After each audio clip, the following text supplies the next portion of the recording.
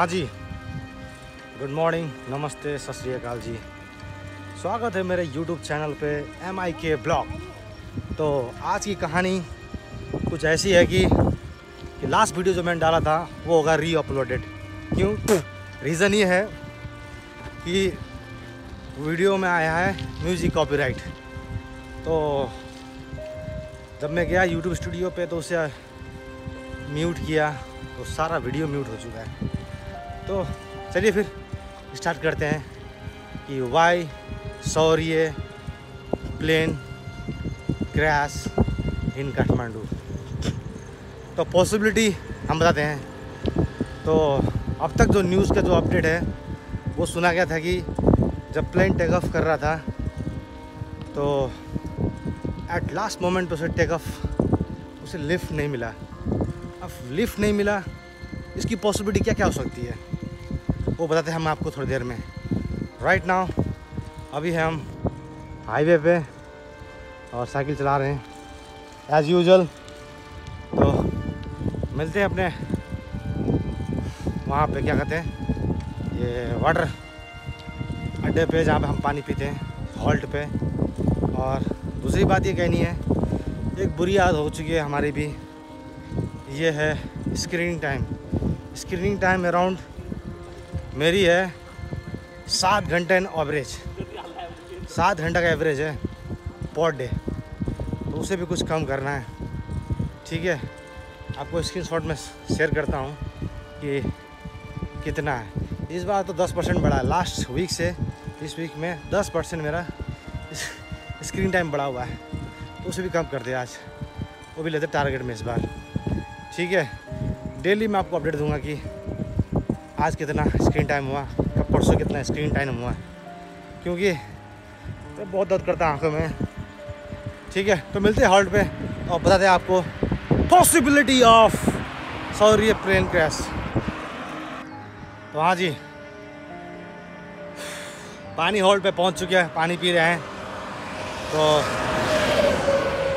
पानी पी के फिर मिलते हैं आपको थोड़ी देर में, फिर सुनाते हैं possibility of plane crash of sorry airline.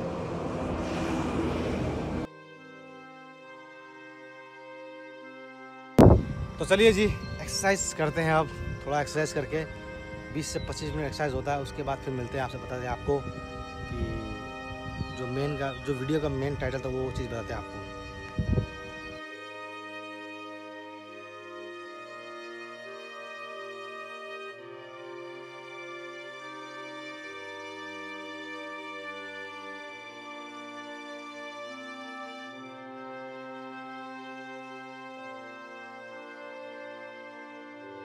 तो हाँ जी, सुबह सुबह का मौसम, बहुत ठंडी ठंडी हवा, बड़ा ही दिल को सुकून मिलता है। जो सुबह ना उठे ये सारा चीज़ घुमाता रहता है, क्योंकि ये जो नेचुरल हवा है सुबह का ना, शुद्ध हवा सिर्फ सुबह उठने वालों को ही मिलता है।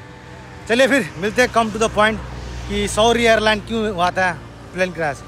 तो एज यू नो दैट, जब सॉरी एयरलाइन टेक ऑफ कर रहा था तो रनवे से तो प्रॉपर टेक ऑफ कर रहा था, रनवे लिया प्रॉपर मिला। जब टेक ऑफ पॉइंट पे तो जैसे वीडियो आ रहे थे उस टाइम, तो उसका ना एक टिल्ट ऐसे हो रहा था, इस तरह टिल्ट हो रहा है। तो ये टिल्ट होने का रीज़न क्या हो सकता है? पॉसिबिलिटी हो सकता है कि इंजन प्रॉपर थ्रस्ट नहीं दे रहा होगा लिफ्ट के लिए, ठीक है।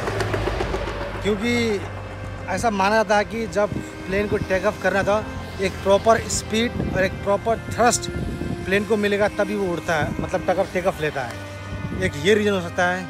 और दूसरा रीज़न बर्ड स्ट्राइक का भी पॉसिबिलिटी है, बट बर्ड स्ट्राइक का वहाँ पे कोई सिम्टम दिखाई नहीं, मतलब सिम्टम लक्षण को दिखाई नहीं दिया। अगर बर्ड स्ट्राइक होता तो 2 कंडीशन होते हैं, या तो जेट इंजन में आग लगती या तो नहीं लगती, ठीक है।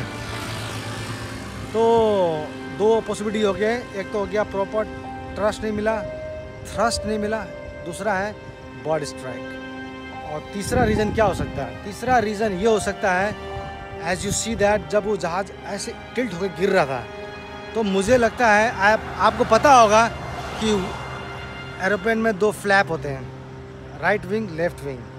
तो मे बी पायलट को जब टेक ऑफ करना होगा तो उसका लेफ़्ट विंग का तो फ्लैप ऐसे हुआ होगा down portion, but right flap नहीं हुआ होगा। तो ये पॉसिबल हो सकता है कि प्लेन टेक ऑफ नहीं कर पाया, तो वहाँ पे एक्सीडेंट होने का पॉसिबिलिटी बढ़ गया।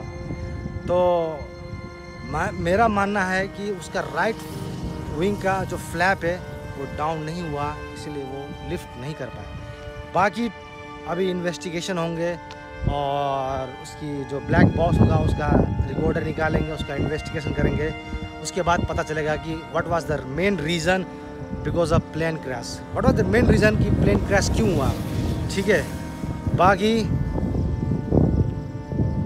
जितने भी स्टाफ थे, सुना गया था न्यूज़ में कि 19 के 19 सारे ही सौर्य एयरलाइन के स्टाफ थे जो ट्रायल पे जा रहा था काठमांडू पोखरा फ़्लाइट के लिए। तो ऐसा सुनने में आता कि सुनने का कंफर्म है कि प्लेन भी 21 साल 4 महीने पुराना था, तो काफ़ी पुराना जेट था। तो हो सकता है कि एजिंग आ चुका होगा जहाज़ में। बाकी I request government of Nepal कि प्लीज़ इस चीज़ का कंसर्न कीजिए कि हर 6 महीने में प्लेन दुर्घटना होती है, इसका मेन रीज़न क्या हो सकता है। क्योंकि एजिंग अब हर चीज़ की एजिंग होती है, तो 20-20 साल 15-20 साल 25 साल का जहाज़ लेकर यहाँ पर उड़ाते हैं, पब्लिक आम जनता का जान रिस्क पे लेते हैं। तो प्लीज़ इस चीज़ पे कुछ कंसर्न कीजिए। बाकी जितने भी लोग इसमें एक्सपायर हुए हैं उससे डीप हार्ट कंडोलेंस।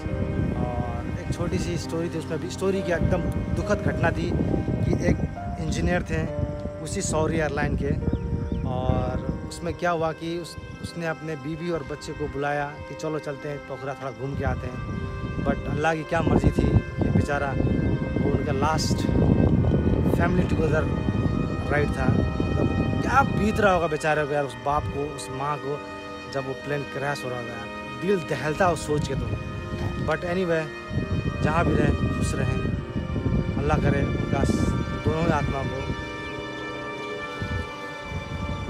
क्या बोले, छोटे से बच्चे को कैसा का बेचारा रो रहा होगा तो फ्लाइट के अंदर है। बच्चों से मुझे इतना प्यार है ना, कसम से कह रहा हूँ ना, मन करता है कि मुझे इतना अल्लाह मालिक पैसा देना, मैं सिर्फ छोटे छोटे बच्चे को उनकी सारी ख्वाहिशें पूरा करूँ। हर बच्चे दुनिया में जहाँ जहाँ बच्चे हों, बस अल्लाह मालिक चाहता नहीं है, पता नहीं क्यों। तो मिलते हैं फिर ऑन द वे।